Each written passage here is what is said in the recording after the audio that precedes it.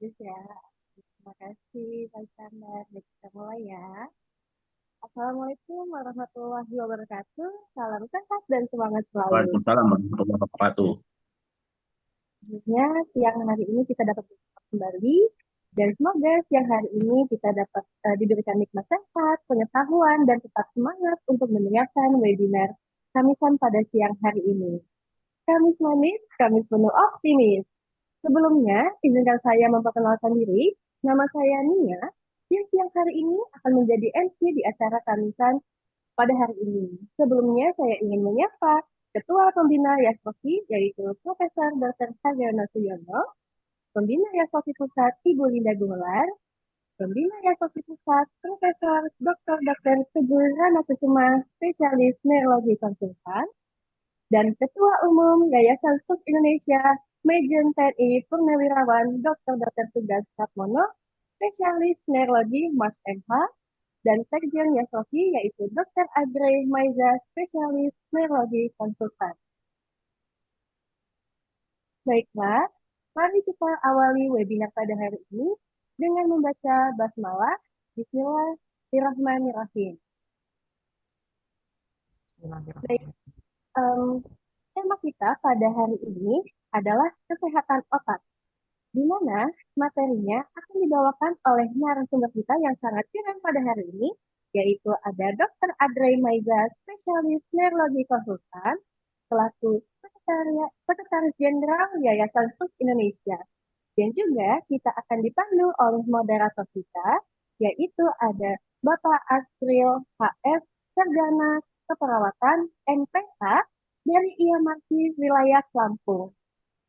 Sebelum kita masuk ke pokok pembahasan, marilah kita mendengarkan, uh, maaf, sepertinya Ketua Umum Yayasan SUS Indonesia sedang berhalangan hadir.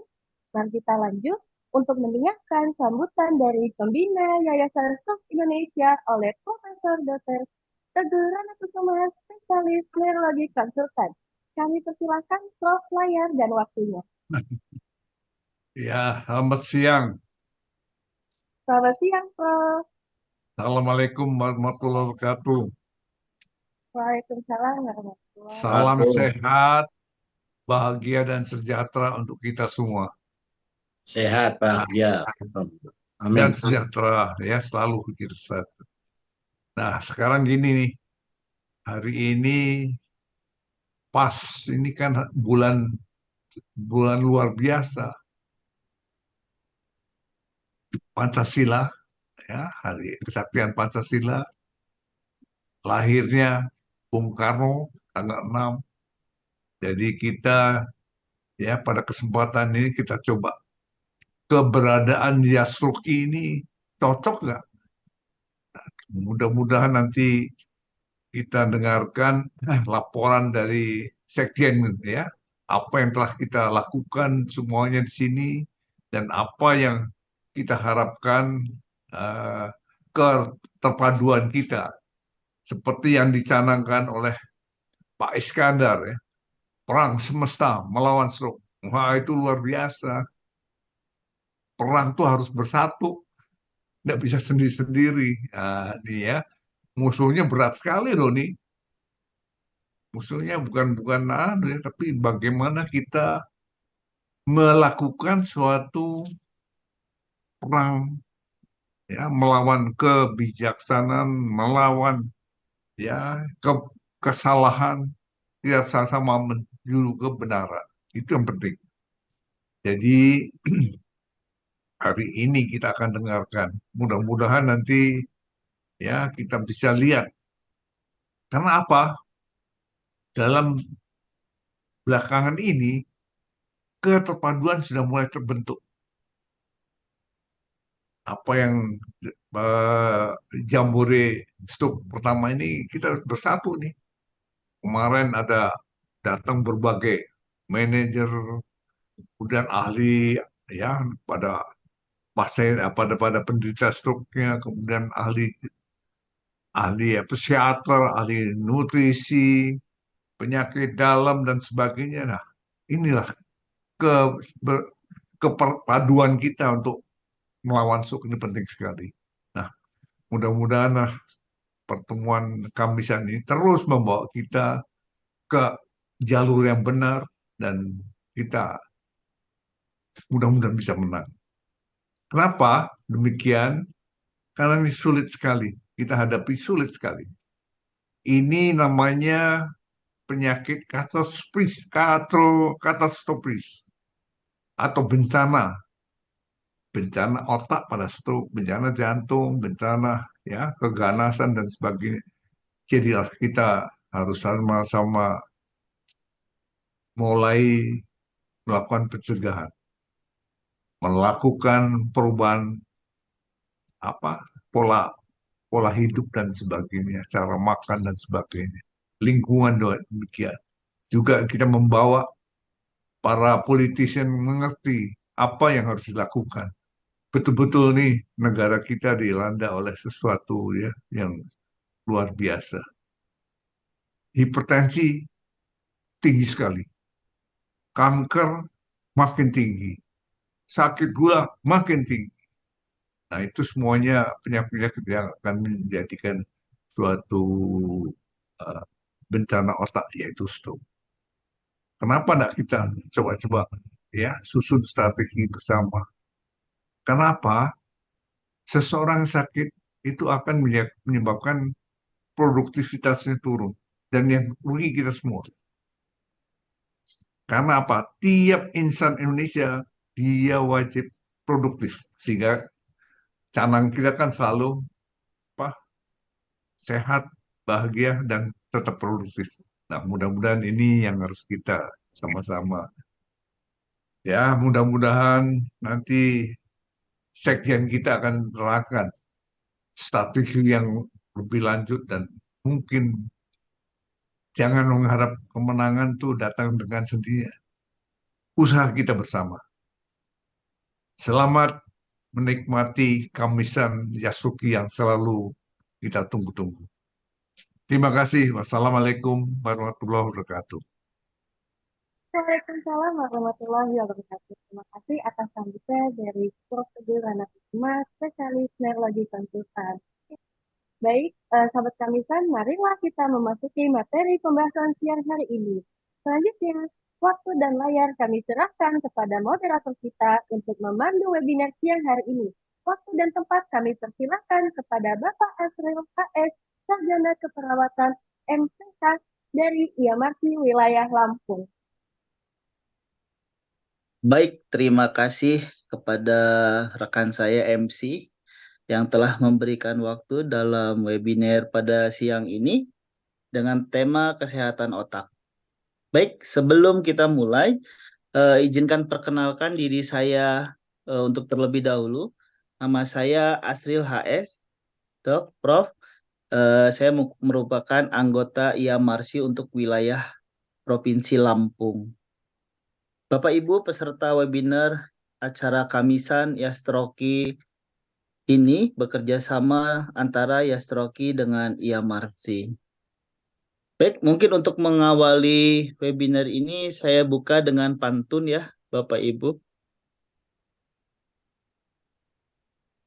Mana catatan?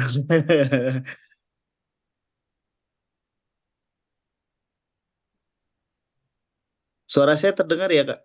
Bu ya? Suaranya terdengar dengan jelas, Pak. Ya. Baik, belajar dengan guru matematika. Setelah itu pulang ke rumah. Sebelum Sebelum acara dibuka, mari bersama ucapkan lafaz Bismillah. Bismillahirrahmanirrahim. TV bersemut sering dipukul dengan gaya beatlet silat. Bila semua sudah berkumpul, mari mulai dengan semangat. Cakep. Pertama-tama izinkan saya menyapa Bapak Ibu, para hadirin pada siang hari ini yang terhormat kepada Bapak Ibu Dewan Pembina Yastroki Yayasan Stroke Indonesia yang tidak bisa saya sebutkan satu persatu. Yang terhormat kepada Ketua IAMARSI dan selanjutnya kepada narasumber Bapak Dr. Bapak Dr. Adri Maiza, spesialis neurologi. Kalau salah, mohon maaf, dokter. Beliau merupakan salah satu pengurus di Yastroki Pusat sebagai sekretaris Yastroki Pusat.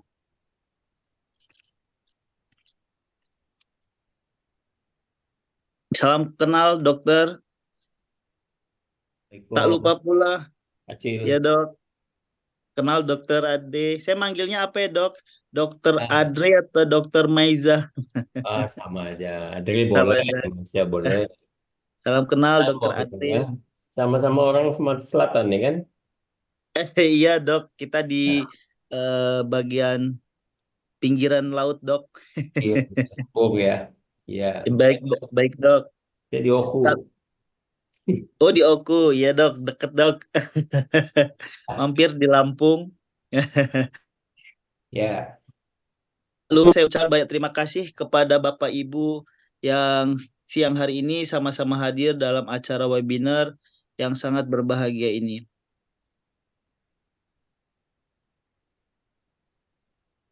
Eh, Tadi sudah disampaikan oleh Dewan Pembina tentang semangat Yayasan Stroke Indonesia. Mudah-mudahan ini bisa menjadi motivasi terutama kepada saya diri sendiri untuk menjaga hidup lebih sehat lagi. Agar pemaparan ini dapat lebih mengkerucut, maka saya akan serahkan, sampaikan oleh narasumber kita, Dr. Ade Maiza, spesialis neurologi, agar bisa memaparkan lebih detail materi tentang kesehatan otak pada siang hari ini. Izin dokter mengenai eh, pemaparan materi, kami berikan waktunya kurang lebih 35 menit dokter.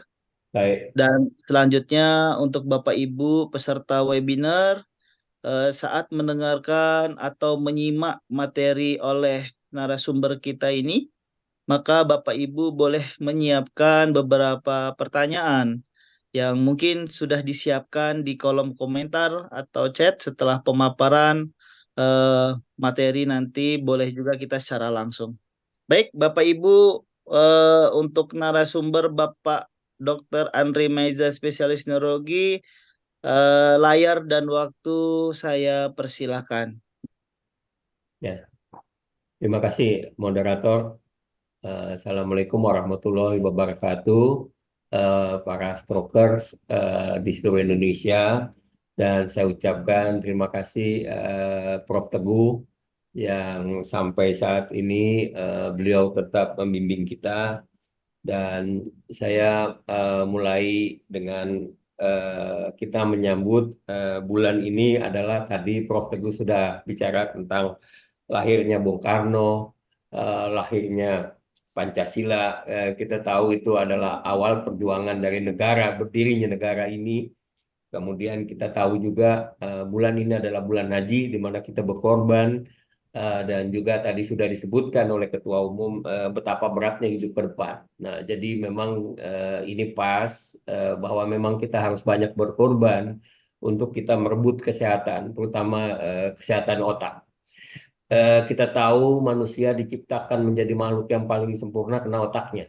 Nah, karena otaknya lah manusia itu menjadi makhluk yang memang diciptakan untuk membangun, mengisi dunia ini menjadi lebih baik. Jadi bukan kita membangun, mengisi dunia ini menjadi lebih hancur, gitu. Jadi membangun mengisi dunia ini menjadi lebih baik. Nah, saya yakin hari ini kita semua yang hadir di sini adalah orang yang berpikir sama bahwa kita mau membangun sesuatu lebih baik dan kita membangun sesuatu ke depan untuk kita memberikan atau mengorbankan apa yang kita dapat miliki dengan kemampuan otak kita. Nah, saya dididik oleh Prof. Teguh untuk memang kita mampu memberikan yang terbaik dari apa yang kita dapat. Nah, pada kesempatan ini kebetulan, selalu kebetulan memang sama Prof. Teguh ini, permasalahan kita ke depan, coba slide. permasalahan kita ke depan adalah kita berhadapan dengan penyakit-penyakit yang tidak akan bisa kita atasi secara apa ya, secara bersendiri. Ya, kita harus berkolaborasi karena pada dasarnya otak itu bekerja network. Otak itu kalau bekerja sendiri dia hanya bisa menggerakkan tangan, menggerakkan kaki tanpa tujuan. Tapi otak menggerakkan tangan dan kaki, kemudian organ-organ lain dengan tujuan-tujuan tertentu. Nah, eh, ini diatur oleh otak melalui network atau sirkuit-sirkuit. Nah, saya ingat juga pesan almarhum Rosmar Memarkam, bagaimana apa binatang kaki seribu bisa mengatur kakinya yang seribu itu berjalan secara terkoordinasi. Padahal itu adalah makhluk yang sangat rendah ininya apa sifat eh, hidupnya, bahwa makhluk kaki seribu itu adalah kita kalau kita sebut sebagai lipan, itu bisa mengkoordinasi mengatur begitu banyak kakinya untuk saling berkoordinasi. Nah, disinilah contohnya bahwa otak itu memang merupakan satu organ yang sangat complicated. Dan begitu kita belajar tentang otak, kita tahu bahwa yang menciptakan otak ini bukan manusia. Eh, Kita tahu mata kita ada di depan, kemudian pusat mata itu ada di belakang. Dan kalau kita bicara tentang teknologi sekarang, kita tahu bahwa teknologi semuanya ingin cepat. Kalau mata ada di depan, pasti pusatnya ada di depan. Kalau kita mengacu pada teknologi terbaru, karena kita akan efisien di dalam jarak. Tapi dibuat bahwa mata di depan, tapi pusatnya di belakang. Nah, mengapa dibuat seperti itu? Ya, memang di sini kita lihat bahwa gangguan-gangguan pada area-area di depan itu memang satu risiko yang sangat tinggi, ya, di mana kita berhadapan dengan banyak masalah yang bisa menghantam bagian depan muka kita, karena kita nggak pernah jalan mundur, kita kan jalannya ke depan. Paling sial aja pala kita mentok gitu. Nah, kebayang kalau kepala kita kepentok terus mata kita jadi buta kan. Nah, itu hal-hal simpel sebetulnya. Bahwa kalau kita belajar tentang otak, memang akhirnya kita tahu yang menciptakan manusia ini bukan manusia. Itulah yang kita dapat dari pembelajaran sains yang selama ini kami diajarkan di tempat-tempat pendidikan, khususnya di Departemen Neurologi di Jakarta, di bawah bimbingan Prof. Teguh. Kita lanjut. Kita keluar sedikit, kita tidak bicara stroke. Sebetulnya kalau kita berbicara stroke itu merupakan hal ya bukannya yang tidak penting, tapi sebenarnya ada yang lebih besar, bahwa ke depan penyakit-penyakit katastropik itu merupakan kelompok penyakit yang memerlukan biaya tinggi dengan waktu perawatan yang panjang dengan tingkat kesembuhan yang minimal. Ya, dan ini cenderung ke depan meningkat, ya, karena kita belum mampu mengendalikan penyakit-penyakit yang tidak menular, non-communicable disease. Salah satu penyakit tidak menular yang paling tadi sudah disebutkan Prof. Teguh adalah hipertensi, kedua diabetes, ya, yang ketiga penyakit jantung, yang keempat ya usia bertambah. Nah, hebatnya Indonesia ini, keberhasilan dari pembangunan kita, kita berhasil meningkatkan umur harapan hidup, di mana para usia lanjut kita bertambah jumlahnya. Tapi bisa bayangkan jumlahnya bertambah, tapi faktor risikonya tambah besar. Ya, jadi jumlahnya bertambah, hipertensinya tidak bisa diturunkan, diabetesnya meningkat, ya, kemudian juga gaya hidupnya belum dapat kita kendalikan. Mau mau 1.000 rumah sakit dibangun, ya, mau bermiliar-miliar anggaran yang kita bangun, ini kelihatannya satu hal yang ya penghamburan yang nggak ada gunanya menurut saya. Nah, satu-satunya cara sebetulnya yang direkomendasikan oleh WHO ya waktu itu WHO-nya masih benar gitu. WHO berbicara bagaimana kita menyelesaikan masalah-masalah penyakit non-communicable disease ini dengan kita em, mundur ke tingkat preventif di tingkat puskesmas, ya, tingkat pencegahan. Memang tidak mudah, ya, ini sesuatu yang banyak di apa di dikuliahkan di kuliah-kuliah di Fakultas Kedokteran bahwa pencegahan lebih murah daripada pengobatan, tapi ini bukan satu hal yang mudah karena di dalam proses pencegahan ini tidak dikeluarkan biaya. Nah, ini yang agak berbeda dengan, ya, mohon maaf sedikit, yang berbeda dengan apa yang dikembangkan oleh pemerintah. Karena pemerintah pada dasarnya pelayanan itu mengeluarkan biaya. Justru kalau pelayanan yang tidak mengeluarkan biaya ini menjadi satu hal yang tidak populer. Eh, kita dalam hal ini sebenarnya kita lebih baik membangun layanan-layanan yang memang kita bisa mengakses ke tingkat layanan primer. Ini sebenarnya sejalan dengan tren sekarang. Kita bicara tentang digital. Kalau kita bicara 10 tahun yang lalu, sebetulnya kita dengan Prof. Teguh sudah berjalan 10 tahun yang lalu bicara tentang penyakit katastropik. Tapi waktu itu mungkin trennya belum sampai, karena kita belum sampai kepada model-model layanan yang digital. Nah, kalau sekarang kita sudah bicara tentang layanan digital, sebenarnya ini lebih memudahkan, nanti kita lihat di belakang. Ya kan? Lanjut. Nah, eh, ini sudah spesifik.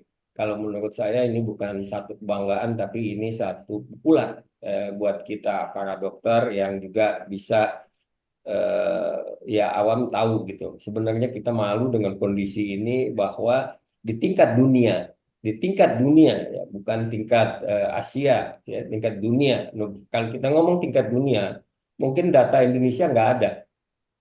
Karena Indonesia bukan termasuk negara maju yang punya data, ya. Datanya data negara maju, ya, kematian dan kecacatan, stroke, Parkinson, migrain, epilepsi itu masih tinggi. Artinya apa? Kita bukan membaca data, tapi kita menganalisa data. Artinya apa? Artinya teknologi di negara maju sampai tahun 2019 yang datanya ini data WHO 2019, tapi dikeluarkan di 2022. Jadi belum ada data terbaru. Saya nggak tahu kalau 2024 ini ada data terbaru, tapi data terbaru sampai tahun 2022 itu masih data 2019 bahwa stroke, Parkinson, migrain, epilepsi yang termasuk penyakit-penyakit katastrofik ini masih tinggi di dunia. Di tingkat dunia, tingkat negara maju, termasuk demensia.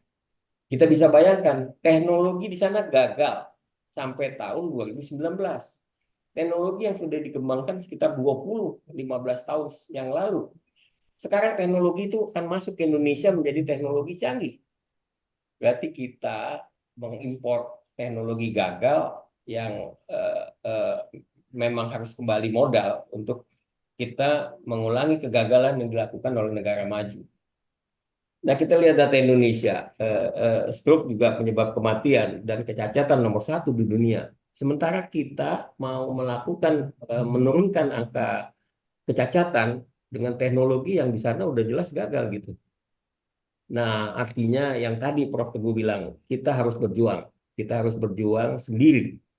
Ya, kita harus memperjuangkan bagaimana kita menjaga kesehatan otak kita supaya kita tidak mengalami keadaan traumatic brain injury di mana brain at risk. Jadi risiko-risiko yang menyebabkan kerusakan otak ini bisa dikontrol.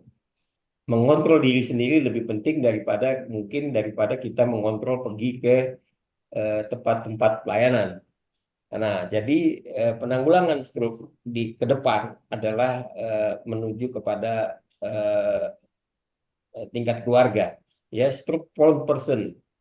Jadi keluarga-keluarga yang punya faktor risiko stroke memang harus lebih hati-hati daripada keluarga yang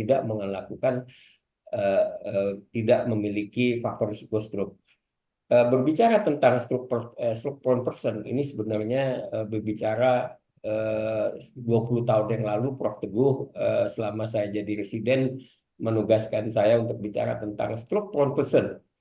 Nah, kita belum bisa mewujudkan penanggulangan stroke di tingkat keluarga. Nah, kita berharap pada kesempatan ini kami menghimbau bahwa bagaimana kita membangun layanan-layanan individual di tingkat keluarga yang stroke untuk mencegah terjadinya stroke pada keluarga yang kita sebut sebagai stroke prone person pada tingkat keluarga.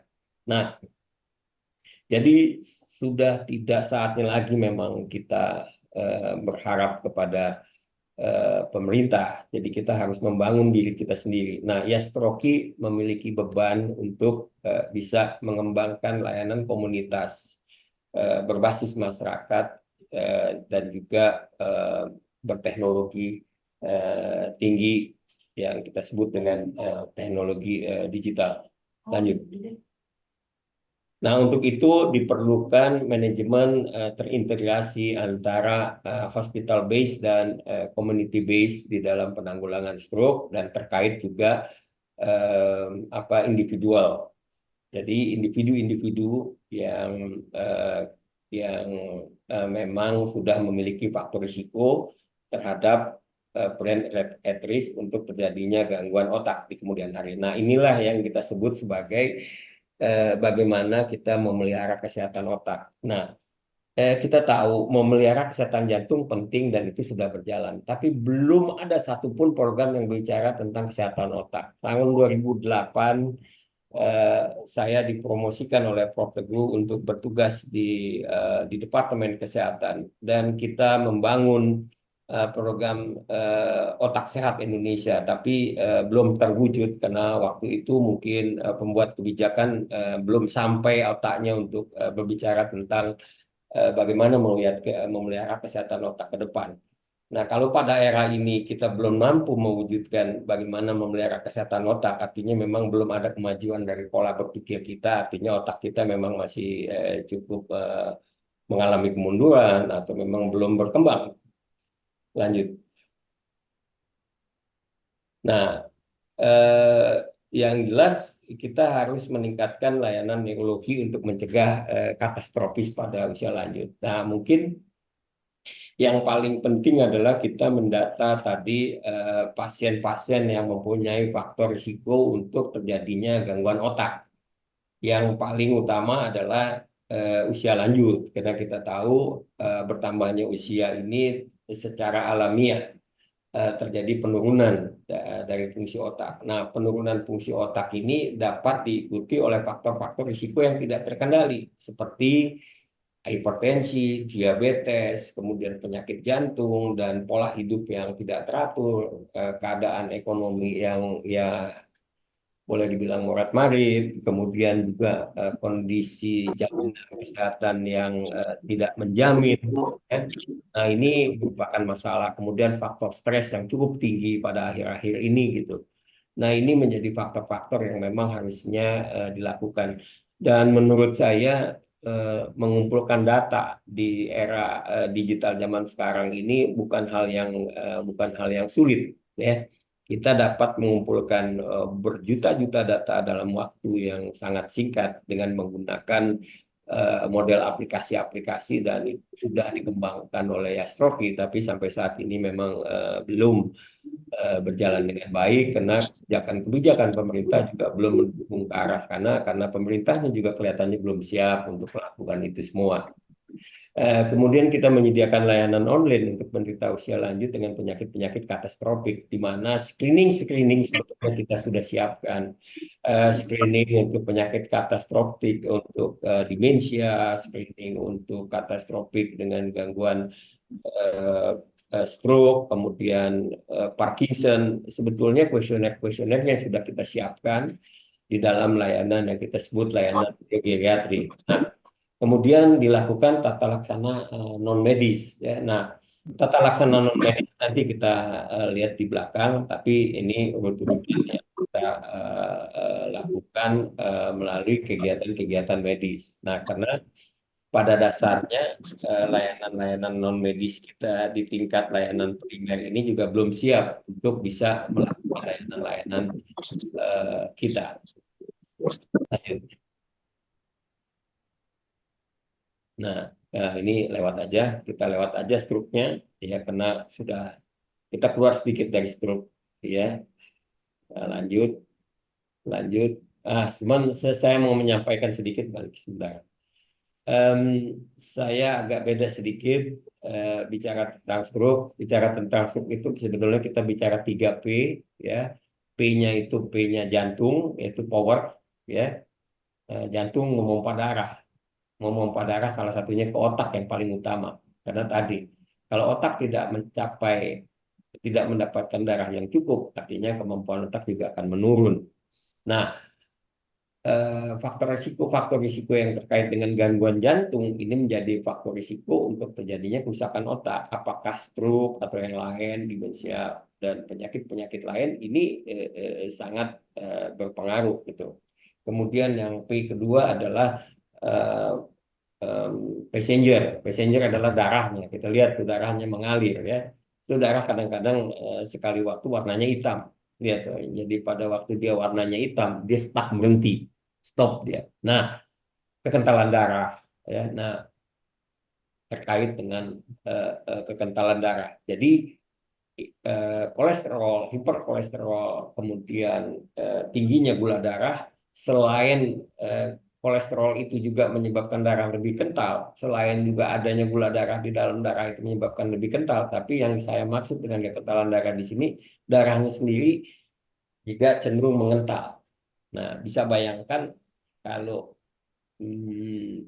darahnya sendiri cenderung mengental, ditambah jantung pompanya juga melambat, ya memang jadi macet, nggak bisa jalan masuk ke otak dengan cukup, ya.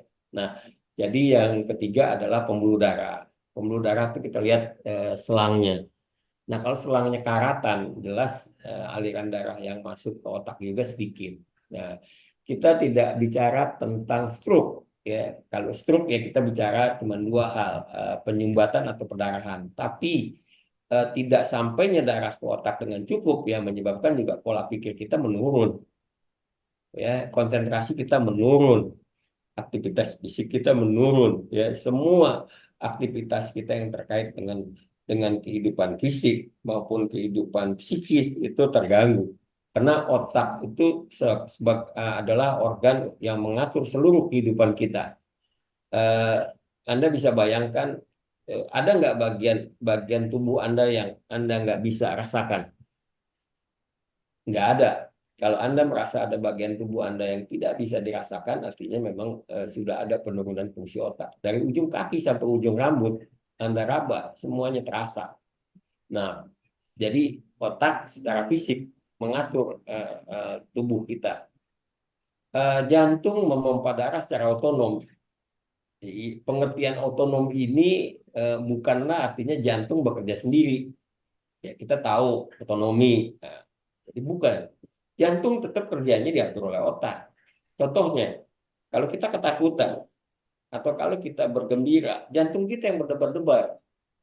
Yang melihat, yang mengetahui mengapa jantung itu berdebar-debar, mata kita, otak kita yang mengatur. Nah, jadi semua aktivitas kehidupan kita memang diatur oleh otak. Kita bersikap terhadap lingkungan, kita belajar, ya kita bekerja, itu memang memerlukan kemampuan-kemampuan otak yang kita sebut sebagai high cortical function atau fungsi otak yang lebih tinggi. Dan fungsi otak yang lebih rendah itulah yang mengatur fungsi hidup kita sehari-hari, ya. Bernapas, denyut jantung, meraba. Nah, itu adalah basic dari kerja otak. Tapi kerja otak yang lebih tinggi terkait dengan perilaku, terkait dengan kepribadian, terkait dengan proses belajar, terkait dengan kita hidup lebih baik ke depan, ya. Kita membangun sesuatu yang lebih baik daripada yang sebelumnya. Itulah yang kita sebut sebagai kemampuan-kemampuan otak yang harus kita jaga ke depan.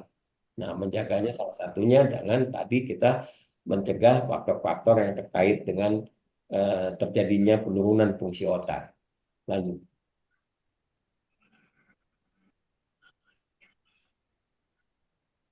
Nah, lanjut aja.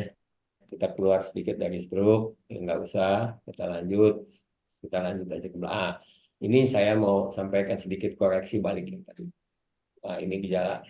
Sebenarnya kita kita sudah membuat satu model bagaimana kita mengenal stroke, mengenal gejala-gejala stroke ya, yang sudah kita buat sebetulnya di tahun 2002 dan sudah kita cetak bukunya di Departemen Kesehatan. Tapi kita lihat sambil mungkin mungkin nanti saya perlu juga koreksi dari Prof nih. Di sini yang dibuat oleh Kemkes adalah mata rabun ya, yang tengah itu R ya. Menurut saya ini agak kurang tepat gitu. Gejala stroke nggak ada mata rabun gitu. Gejala stroke itu yang saya diajarin oleh Prof Teguh, hilang penglihatannya sesaat atau penglihatannya ganda. Nah, ini artinya kita sebagai insan stroke memang mesti tahu persis ya bahwa bukan mata rabun gitu. Kalau mata rabun itu gangguan pada komponen-komponen penglihatan yaitu mata gitu, terjadi penurunan fungsi retinanya. Tapi yang terjadi pada stroke adalah terjadinya gangguan sirkulasi darah ke otak termasuk ke pembuluh darah di retina gitu yang terkait dengan pembuluh darah di otak.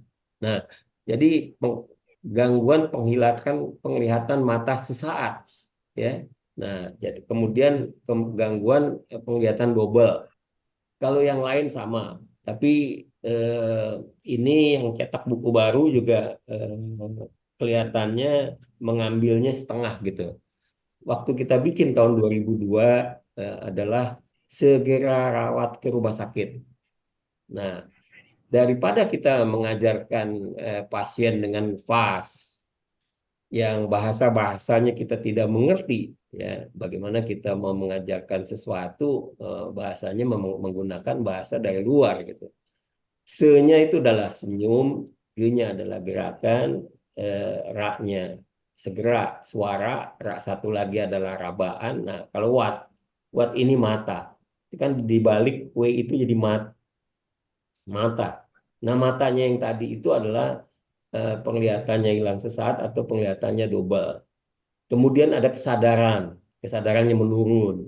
Ada keseimbangan terganggu, ada kejang. Nah, kemudian ada sakit kepala. Sebenarnya lebih lengkap ini dibandingkan dengan ini. Nah, inilah sebetulnya tugasnya ya Stroki, artinya sebagai mitra dari Departemen Kesehatan yang memang memberikan eh, apa penerangan-penerangan atau promosi kesehatan yang komprehensif, kemudian kita menjadi mitra, kita dapat mengkoreksi kekurangan atau sesuatu kekeliruan yang dilakukan oleh pembuat kebijakan gitu. Dan ini sebetulnya sudah kita sampaikan ke apa pembuat kebijakan bahwa ada sedikit kekeliruan di dalam pencetakan ini karena pada waktu mereka cetak mereka nggak nanya sama yang buat gitu. Terima kasih. Lanjut. Yang tadi kita lanjut. Nah, jadi bagaimana kita tidak bicara stroke, tapi kita harus melakukan deteksi dini, ya deteksi dini, screening gangguan-gangguan katastrofik, ya. Nah, pada tingkat layanan primer, sekunder maupun tersier. Nah, sebenarnya kita tidak juga membahas tentang pelayanan di rumah sakit. Yang kita sebut dengan pelayanan primer bukanlah IGD di rumah sakit, tapi adalah pelayanan di tingkat masyarakat. Kalau tadi kita bicara tentang penyakit katastrofik, nah, salah satu penyakit katastrofik yang saat ini masih menjadi program pemerintah adalah stroke. Nah, jadi dalam hal ini sebetulnya kita baru melakukan dari 4 atau 5 penyakit katastrofik di neurologi ini, stroke sebenarnya bukan satu-satunya gitu.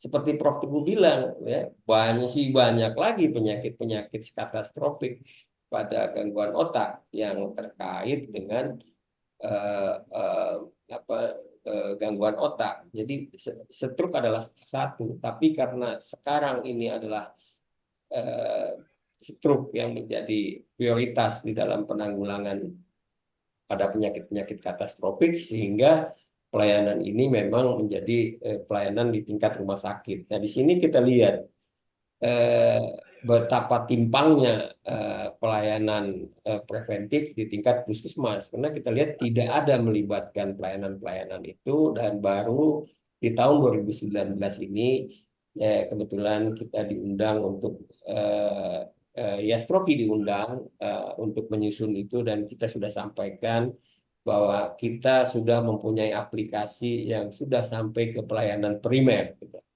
Tapi pemerintah membangun model satu sehat yang tidak memungkinkan kita melaksanakan itu. Tapi menurut saya kondisi sekarang ini masyarakat memang bisa bergerak sendiri untuk melakukan pelayanan untuk memelihara kesehatannya secara sendiri, secara personal, melalui aplikasi-aplikasi yang memang bisa dikembangkan, dan kita tidak mengacaukan layanan yang dikembangkan oleh pemerintah, tapi kita membantu layanan-layanan yang dikembangkan oleh pemerintah. Dan tidak mungkin juga pemerintah melarang satu kegiatan mandiri masyarakat untuk meningkatkan kesehatannya sendiri tanpa biaya, dan itu justru lebih membantu pemerintah ke depan. Nah, disitulah sebetulnya posisi Yastroki ke depan, bahwa Yastroki sebagai mitra pemerintah membantu pemerintah untuk bisa mengembangkan layanan-layanan yang tidak dilakukan oleh pemerintah untuk meningkatkan pelayanannya, khususnya di dalam layanan preventif dan promotif. Lanjut. Nah, ini tadi model pencegahannya, kita bagaimana kita mengelompok-kelompokkan, ya.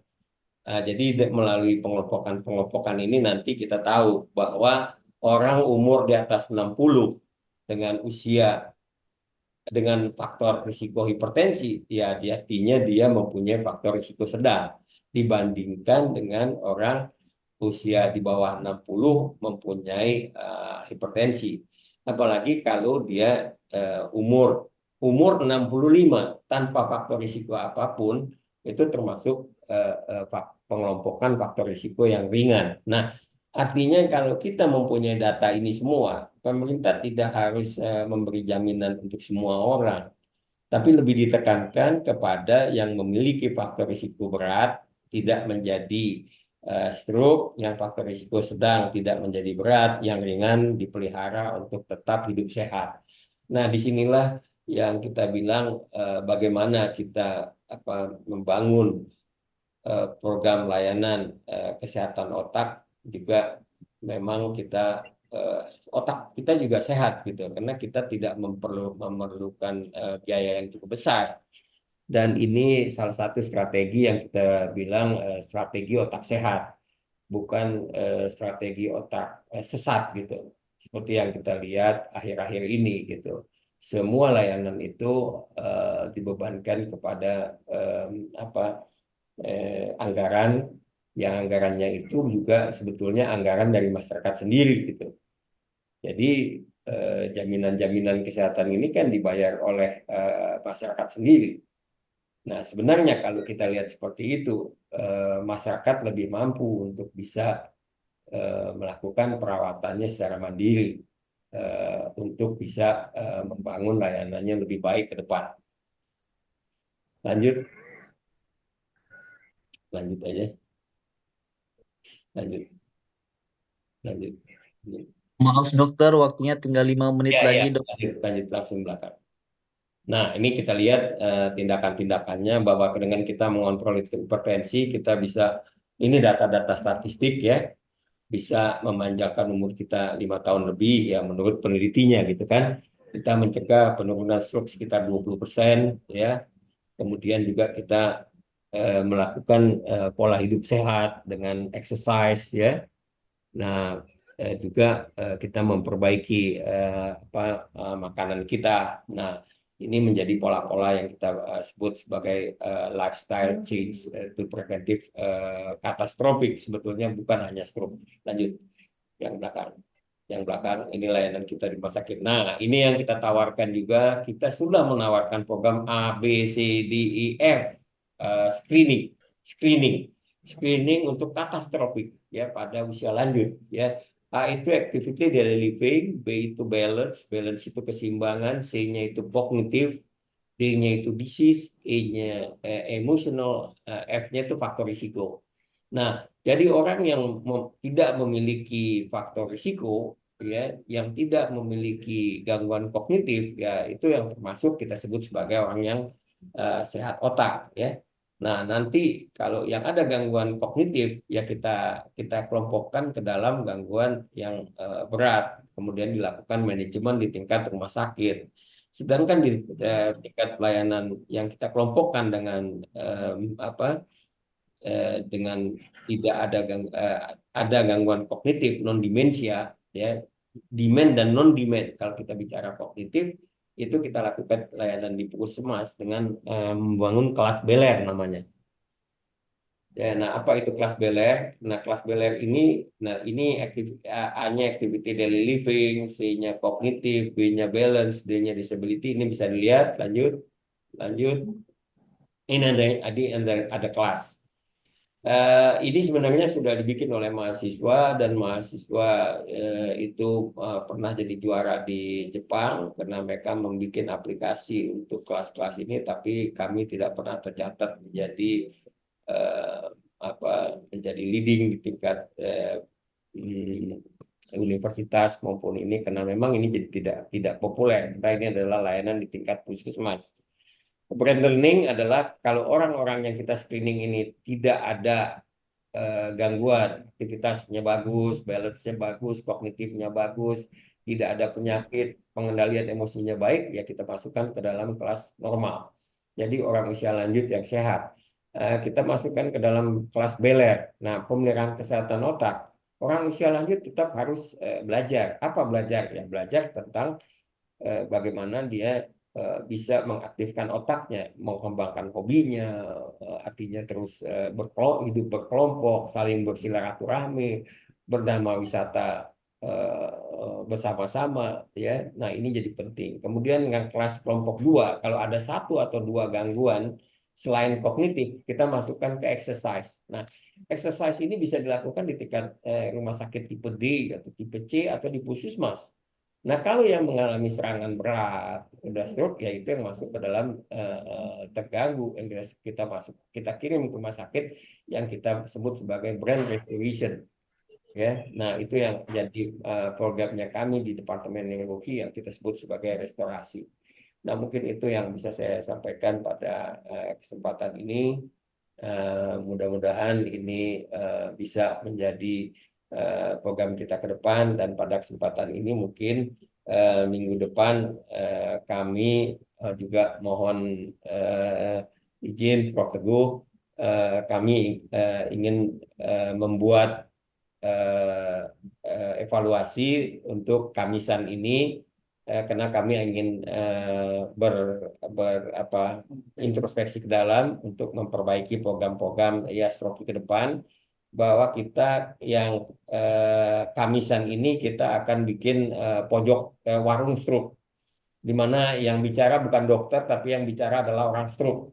Jadi sudah tidak layak lagi sebenarnya dokter bicara sekarang itu di forum-forum ini yang hanya satu arah. Tapi kita harapkan adalah penderita stroke berbicara tentang masalah stroke. Nah, dokter datang untuk berdiskusi.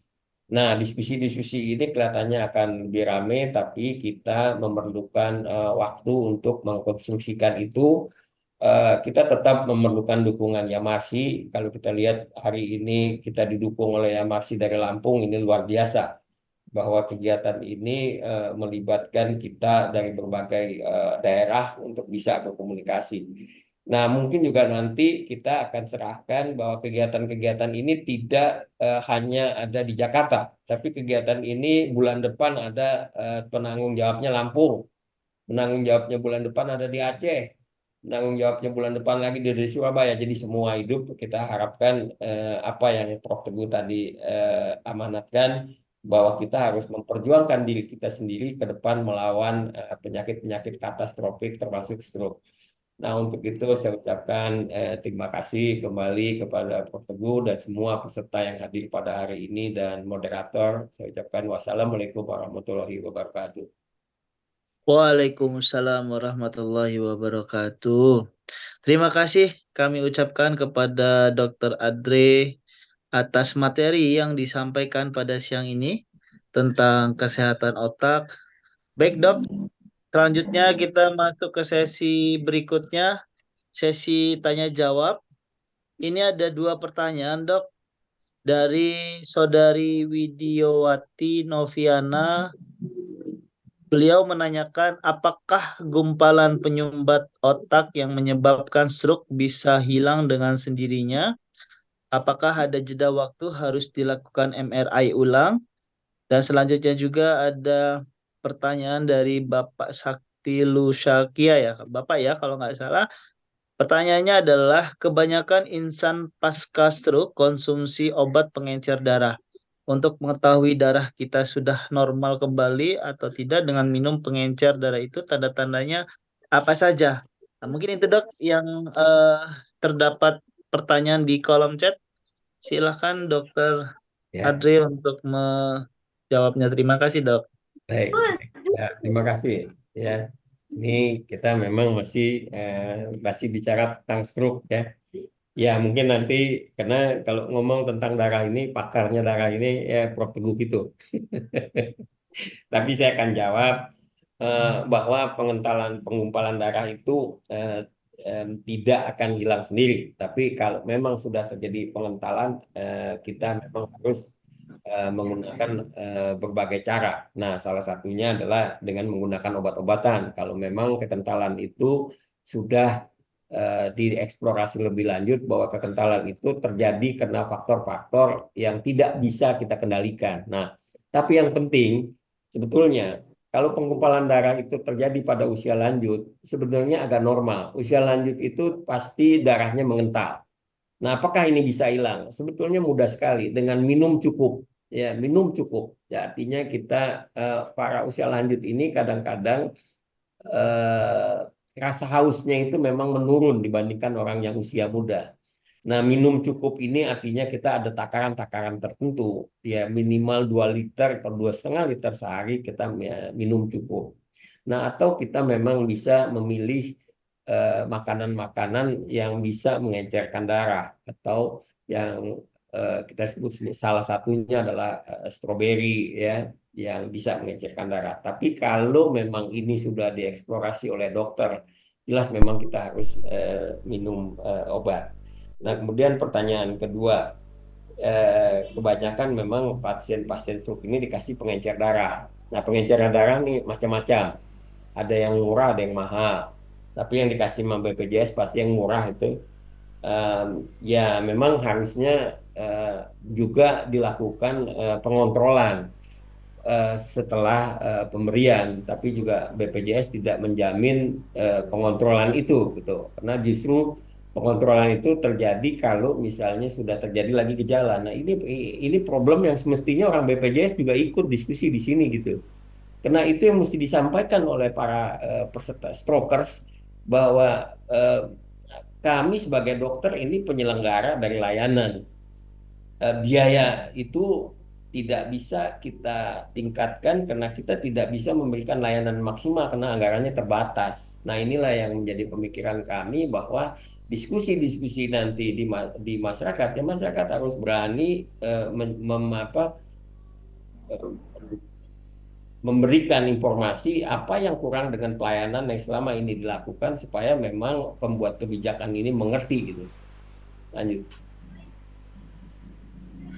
Baik, terima kasih dokter atas jawabannya yang diberikan. Izin, dokter, ada yang nanya melalui chat pribadi ke saya, dok. Izin ya. Eh, Eh, jadi pertanyaan seperti ini dari Ibu Ita. Dia menanyakan bagaimana membangkitkan semangat untuk pasien stroke untuk tetap beraktivitas dan mereduce perasaan rendah diri karena pasca stroke yang memiliki keterbatasan seperti pada pasien stroke yang masih duduk di kursi roda. Seperti itu, dok, pertanyaannya. Terima baik. kasih. Ita nih Ita Sugiarto ya. Ibu Ita Sugiarto ya. Saya lihat. Ya baik Bu Ita. Betul. Betul Nah, dong. Izin betul. menyimak. Fotonya. Ya, iya betul. Ini yang paling penting. Sebetulnya kan bahwa kita share ya, artinya kita ngobrol gitu kan, sama-sama. Artinya kita tahu bahwa kita tidak sendiri. Kita lihat tadi ya, bahwa kesendirian inilah yang membuat kita frustasi, kita terkucil gitu. Tapi rame, kita kumpul, kita ngobrol. Nah, saya punya pengalaman waktu saya di di ditugaskan oleh Prof Teguh membangun kelompok usia lanjut di puskesmas ya. Jadi para usia lanjut itu datang ke puskesmas sebetulnya hanya untuk ngobrol. Ya, tapi ngobrolnya itu ngobrol berdasarkan usia gitu. Nah, share ini menjadi ya share itu artinya dia saling bertukar informasi, saling mengetahui bahwa ada orang stroke yang lebih berat dari saya kok masih punya semangat hidup. Nah, itu. Jadi salah satu motivasi bahwa kita tidak sendiri, tapi kita bersama-sama dan kami para dokter bisa mendampingi dan kemudian juga para petugas-petugas rumah sakit seperti Pak Acil ini juga ada di antara kita dan kalau ada apa-apa Anda bisa menghubungi kita-kita walaupun misalnya belum bisa menghubungi rumah sakit ini adalah salah satu sarana yang harusnya kita kembangkan di Astroki bahwa Astroki punya pusat informasi sebelum pasien-pasien itu masuk rumah sakit. Jadi kumpul rame-rame itu menjadi satu model Bu kita bagaimana meningkatkan motivasi kita untuk kita eh, bisa bermanfaat, tetap bermanfaat walaupun kita mengalami stroke. Karena menurut saya stroke bukan segala-galanya ya. Stroke hanya sebagian dari dari apa yang dialami seseorang. Karena pada dasarnya kalau stroke hanya kelumpuhan kaki dengan kognitif yang masih baik, apapun masih kita bisa lakukan. Nah, apapun masih kita lakukan. Nah, sekarang ini kita sudah mengembangkan layanan-layanan ya memang masih cukup mahal ya layanan-layanan yang terkait dengan alat-alat bantu. Kita sendiri di sini juga mengerjakan beberapa orang yang memang mengalami pasca stroke yang kita libatkan membangun robot untuk membantu para stroker yang akan kita kembangkan nanti ke depan. Itu Bu Ita. Ya, Baik. terima kasih pencerahannya dokter. Dan Ya, tadi idenya dokter tadi mau direview ya untuk Kamisan ini. ya, Apakah nanti yang di balik yang bicara itu bukan dokter lagi, tetapi pasiennya. Itu luar biasa. Saya menantikan itu. Kebetulan saya tinggalnya di Bintaro, jadi saya sangat apresiasi banget kalau memang bisa segera ya. dieksekusi ya. Ya kalau Terima gitu kasih dok. nanti yang pertama Bu Ita aja suruh bicara. Oh, siap, Iya sangat Prof Teguh ya. suatu penghormatan sekali saya jadi pembicara. Saya banyak berguru dengan Pak Rudi. Saya suka diskusi sama beliau. Ya, bagus lah. Ya, jadi kita memang mau melempar ini udah nggak saatnya lagi kita dokter untuk bicara pada kondisi sekarang ini di mana struknya bertambah, biayanya lebih mahal. Jadi bagaimana kita membangun dari bawah sebetulnya. Ini yang kita sedang pikirkan dengan Prof Teguh. Ya, Stroki ini bisa membantu itu semua gitu. Baik. Baik, dokter, ini ada pertanyaan langsung dari Rudi Bali. Ya, Silakan. Ya, Rudi Hipno selamat ya, siang. Rudi hipnoterapi ya. Iya, Pak. Wah, Pak Ya, Rudi udah hipnoterapi. 3 kali kita ngobrol ya. Ya, Pak. Ya, Pak Rudi. Ini saya ada satu pertanyaan untuk Pak Andre. Begini, Dok. Tadi kan dokter bilang ada yang ditugaskan nanti per wilayah, ya kan? Ada, tapi di Bali kok tidak disebut. Saya berharap di Bali juga hadir Oh karena iya, siap. orang stroke di Bali banyak, tapi Iya. saya door to door itu ya kampanyekan, kita kumpul itu susah sekali. Tapi kalau tidak ada dari rumah sakit yang memberi informasi, seperti saya bantu di ISC itu sama di gereja, itu kita kumpul di sana itu kayaknya kita mustahil. kita harus ada kerjasama antara dokter, rumah sakit dengan terapi atau kumpul-kumpul kita. Itu pertanyaan yang pertama. Pertanyaan kedua dokter, itu mengenai otak besar atau cerebellum. Apakah itu jalur arteri terus lanjut ke kortek itu sampai ke vena dokter? Karena saya melakukan terapi itu bukan hipnoterapi yang jarak jauh, tetapi pakai aura jari. Dan itu tidak pakai tenaga dalam, hanya aura jari aja. Saya melakukan itu memang setiap malam orang tidur dan efektif dokter, banyak perkembangannya. Apakah saya minta hanya ini ingin mengenal dan belajar mengenai arteri dan vena di otak. Apakah penyumbatan paling besar itu mengalir di arteri aja atau muaranya di vena? Itu Ya. saja dokter, terima kasih. Wah, ini hebat ini. Kebetulan Pak, kita kemarin tanggal 30 Mei di Surabaya menandatangani kerjasama dokter spesialis saraf neurorestorasi engineering dengan hiperbarik. Tahun depan kita akan bikin kerjasama neurorestorasi engineering dengan hipnoterapi. Dengan hiperbarik kita membantu alat ukur. Nah, sebelum saya jawab pertanyaan Bapak, dengan hipnoterapi kita mengembangkan nanti alat-alat ukurnya bagaimana supaya hipnoterapi menjadi layanan stroke ini bisa dikembangkan oleh masyarakat. Nah, itu salah satunya. Jadi makanya saya pernah telepon langsung Pak Rudi ke Bali. Nah, terkait dengan pertanyaan Pak Rudi bahwa pembuluh darah arteri itu membawa oksigen dan makanan ke otak. Setelah itu dia masuk dulu ke ke organnya, ke bagian-bagian otak, sel-sel otak. Udah gitu dia keluar lewat pena atau dia akan juga masuk ke dalam cairan otak, ya. Nah, dari cairan otak nanti masuk lagi ke arteri dan ke vena lagi. Tapi memang dari arteri kemudian ada aliran darah penghubung antara arteri dan vena, ya namanya arteri vena yang menghubungkan dengan vena. Jadi vena itu yang akan membawa darah keluar dari organ, membawa sisa-sisa metabolisme. Nah, metabolisme yang sisa ini akan difilter lagi di hati kita, dibersihin, kemudian masuk lagi ke jantung, dari jantung dipompa lagi. Nah, begitulah mekanisme kerja sebetulnya teknik darah di otak. Memang arteri dan vena tersambung, tapi ada pembuluh darah penghubung antara arteri dan vena yang sangat halus, yang itu juga sangat penting untuk terjadinya stroke di area-area tersebut gitu. Apakah ini jadi satu model tadi pendekatan yang Bapak bilang dengan hipnoterapi dilakukan teknik-teknik untuk ini mungkin ini bisa jadi kajian kita bersama nanti. Nah, kemudian kampanye. Nah, ini kan jadi gayung bersambut. Kalau tadi Ibu Ita menjadi yang pertama di Bintaro, nanti kita serahin ke Bali, ya, wah ini jadi rame kita Pak. Ya, jadi sekarang memang jangan berharap ke dokter Pak. Dokter ini lagi frustasi Pak. Dokter ini lagi gonjang-ganjing. Waktu itu ketawa. Wah, dokter ini lagi gonjang-ganjing, jadi memang kita harus artinya berinisiatif sendiri. Nanti dokternya juga akan aktif kembali.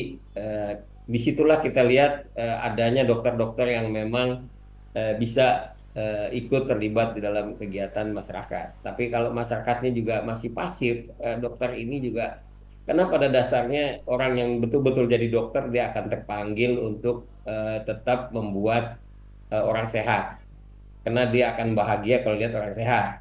Tapi kalau dokter-dokter yang keblinger, dia akan bangga kalau lihat banyak orang sakit. Nah, itu bedanya, Pak. Nanti akan terseleksi sendiri itu. Baik. Ya, terima kasih dokter. Saya tunggu sampai di Bali. Baik, Udah, Bapak Ibu. berarti jadwalnya udah jelas tuh, Pak ya. Ini Prof bersambut, Prof. Saya minta nanti komentarnya Prof di belakang, Prof. Jogja nanti nih pasti nih Pak Iskandar udah katel tuh. Baik, terima kasih atas seluruh jawabannya dari Dokter Adre. Mohon maaf, Bapak Ibu Kita peserta sambutannya Prof. webinar. Teguh ya. Komentarnya Prof. Gimana? Teguh. Kita minta waktu untuk kita setting acara ini.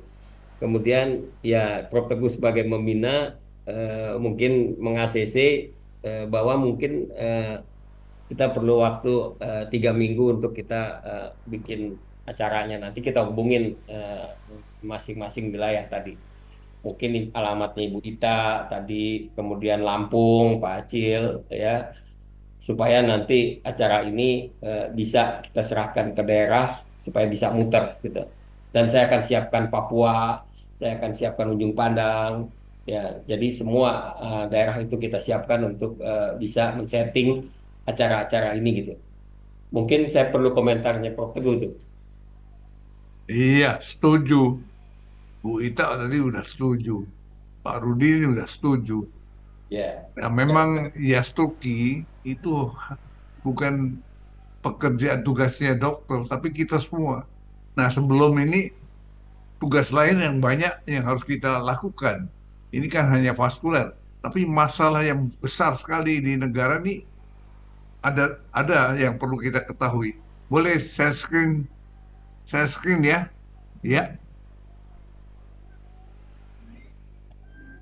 Silahkan Dokter nah, Prof. kita kelihatan nih. Kelihatan belum? Sudah. Sudah terlihat, Prof. Nah, nih ya. Kita harus tahu nih, ini ada dinilai oleh negara lain atau oleh nih kita nih negara tingkat kecerdasan tertinggi tahun 23 nih. Indonesia lihat yang paling bawah nih ya. Kan konyol nih namanya ya. Nah, ini kan berarti apa? Hati-hati kita. Sudah kecerdasannya turun, kena penyakit otak lagi. Iya. Jadi Nah, itu ya luar biasa nih harus kita hati-hati. Sehingga apa? Nih, ya. Kemudian ini kan apa tanggung jawab? Ini kan kita punya sasaran. Apa yang terjadi? Nah, tadi kan Dokter Adri udah konsep neuroscience ya. Nah, nih peningkatan ya semuanya nih harus nih ya. Kemampuan ini harus masuk ke sana semuanya. Dan apa yang terjadi? Kita lihat nih pendidikan nih. Pendidikan adalah olah otak. Ya, bagaimana otak disusun. Ini masyarakat dilibatkan. Supaya apa? Ini masalah di pendidikan mau masyarakat bisa masuk di dalam pemerintah tahu masalah apa. Juga pelaksana nih, Menko PMK ini ya, sehingga mereka bisa mengerjakan apa yang harus dilakukan. Ini yang kurang. Sehingga nanti apa yang dikatakan Dokter Adi itu data terus masuk terus, biar yang penentu akan lakukan. Dan apa yang terjadi di ASEAN nih? Kita kan ASEAN ada 10, Timor Leste masuk. Nah, kita ada dapat teman di bawah ini. Padahal berapa tahun yang 20 tahun yang atau 30 tahun ini semuanya itu belajar ke Indonesia. Sekarang kok jadi di bawah ini ada sesuatu apa ya? Sehingga apa? Kita kena bencana otak, tapi otaknya sendiri ya ini lihat nih ada sesuatu. Kita lihat nih, ini otak nih ya. Otak sentral itu banyak sekali yang akan terlibat. Nah ini ya, ini larangan semuanya, penguatan hipertensi, lingkungan ya, kualitas apa udaranya sampai ke teknologi, penelitian dan sebagainya, ya, ekonomi, politik dan sebagainya ini masuk semua sini. Nah, ini yang harus kita sama-sama. Caranya adalah bagaimana kita nyusun strategi, ya, strategi untuk mencegah, proteksi dan untuk menjadi otak sehat. Caranya adalah ya kumpul-kumpul gini, kasih memberikan informasi dan sebagainya. Jadi apa yang harus kita lakukan? Nah inilah Ya, bagaimana kita mengolah otak supaya jangan timbul bencana otak, stroke. Nah, ini sistem rujukan juga harus kita ketahui. Kan ini tadi yang dikatakan Dokter Ade ini kan masalah di layanan primer. Layanan primer itu langsung dengan masyarakat. Jadi pelayanan kesehatan dasar. Ini harus kita tahu ya. Caranya adalah kesintas para catastrophic disease. Salah satu stroke. Ini kita lihat nih ya kesintasannya apa saja masalahnya. Lalu kita susun di layanan tersier ini harus betul-betul udah menguasai semua, perlu penelitian, perlu pengumpulan data dan sebagainya. Supaya apa? Dasar tadi ya sistem rujukan berjenjang nasional berguna serta tepat sasaran. Sesuai nih ya dari tempat kita ini ya para dokter langsung ke masyarakat dan masyarakat ini diskusi semua data ini itu ide dari dokter Ade itu harusnya adalah di layanan primer harus dekat masyarakat. Ini harus kita kembangkan. Karena apa? Ya ini pencegahan primordial ini putusan politik. Primordial betul-betul makanan sehat, lingkungan sehat, gaji sehat, penghargaan sehat dan semuanya. Mudah-mudahan pertemuan Kamisan yang pada bulan ini yang semuanya serba mendasar. Mudah-mudahan start ini adalah jalan kenapa kita gagal strategi ini, gagal ini ya. Kita kumpulkan saja para stroker sendiri, mungkin juga dengan keluarga sehingga kita bisa mewujudkan pemecahan tadi. Kita bisa mengurangkan ya ini kan kehidupan begini ya. Apa yang ditujuin tuh tetap produktif ya, panjang umur produktif. Nah, ini ya kita kan ada 100 tahun. Mudah-mudahan Yastuki bisa memberikan andil pada pencapaian itu dengan cara terimalah ide-ide dari kita yang menderita ini dan tahu penurunan fungsi otaknya sehingga membebani tadi kan ya IQ Indonesia itu rendah apalagi setelah kena serangan stroke. Ya, ini mudah-mudahan dari para penderita stroke atau keluarga itu memberikan masukan pada pemerintah maupun para politician yang menentukan kebijaksanaan dalam kehidupan bernegara dan bangsa. Terima kasih. Terima kasih, Prof. Terima kasih Prof atas pencerahannya dan luar biasa di siang ini.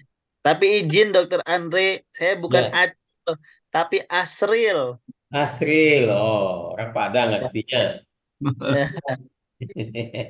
Asril, ya, oke. Semuanya mohon maaf karena waktu kita sudah hampir habis karena kita memiliki keterbatasan waktu. Insya Allah nanti lain waktu kita memiliki sesi-sesi yang sangat seru. Salah satunya tadi gagasan dari Dokter Adri, kita berkumpul dan itu bisa menimbulkan energi sehat yang luar biasa. Baik Bapak Ibu yang ada di room ini, apabila ada pertanyaan yang belum terjawab, maka nanti akan dijawab melalui website di Yayasan Stroke Indonesia. Sedikit saya simpulkan, mohon maaf kalau ini salah, karena saya tadi sangat menikmati penjelasan dari Dr. Adri dan Prof. Teguh. Manusia adalah makhluk yang diciptakan untuk membangun lebih baik, karena itulah pentingnya kesehatan otak. Diperlukan manajemen integrasi hospital dan community based dalam tata laksana penyakit katatropik dan faktor resiko, meningkatkan layanan neurologi katatropik pada usia lanjut. Sehingga kita penting kolaborasi antara kita dan pemerintah agar aktivitas fisik dan psikis tidak terganggu. Tadi saya sangat luar biasa melihat deteksi dari jargonnya Dr. Andre, deteksi dini awam stroke, segera rawat ke rumah sakit. Saya lupa tadi apa singkatannya, tapi akan saya cari nanti, Dok. Dan selalu membangun lebih baik untuk menjaga kesehatan otak. Baik, Bapak, Ibu, mungkin itu yang bisa kami simpulkan. Terima kasih kepada narasumber Dr. Adre Maya, spesialis neurologi dengan topik kesehatan otak. Saya ucapkan banyak terima kasih. Karena tadi saya buka dengan pantun, Dok, maka saya akan tutup dengan pantun pula, Dok. Dalam perut terdapat lemak karena keseringan mengumpat. Sekali lagi terima kasih untuk yang sudah menyimak. Semoga webinar kali ini memberikan banyak manfaat. Pergi berkunjung Pergi berkunjung ke rumah mantan, di rumah mantan duduknya lesehan. Saya ucapkan terima kasih untuk perhatian dan mohon maaf jika ada kesalahan. Saya lagi era MC. Saya akhiri, assalamualaikum warahmatullahi wabarakatuh. Waalaikumsalam. Waalaikumsalam warahmatullahi Pak wabarakatuh. Rudi, Baik, sahabat apa Kamisan. kabar? Alhamdulillah. Oke, baik. Alhamdulillah telah kita dengarkan pemaparan dari narasumber kita, yaitu Dr.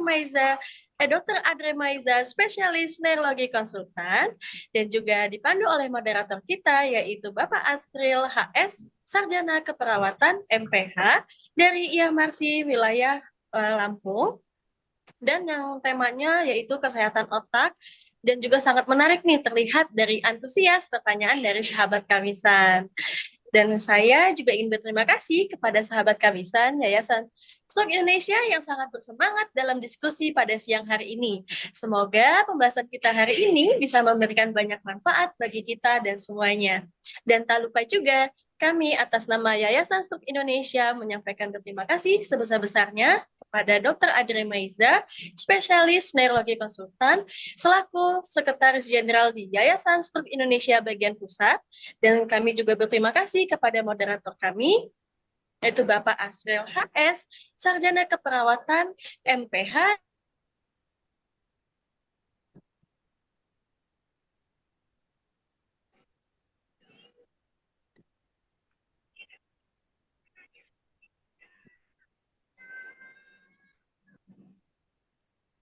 Bisa untuk on mic, bisa bilang cakep, ataupun bisa on cam mengacukan jempol. Gimana? Izinkan saya ya. Ibu Haja pergi mengaji, pulang-pulang bawa bingkisan. Saya akhiri Kamisan siang hari ini. Semoga materi kita bermanfaat bagi kita semua.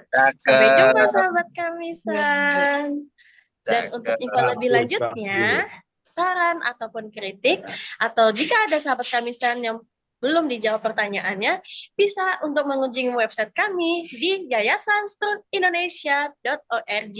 Kami juga mengajak para sahabat Kamisan untuk berbagi kepada stroker yang membutuhkan bantuan, bisa melalui donasi melalui Bank Mandiri yang tertera di website kami. Sampai bertemu di Kamisan minggu depan. Sampai jumpa sahabat Kamisan.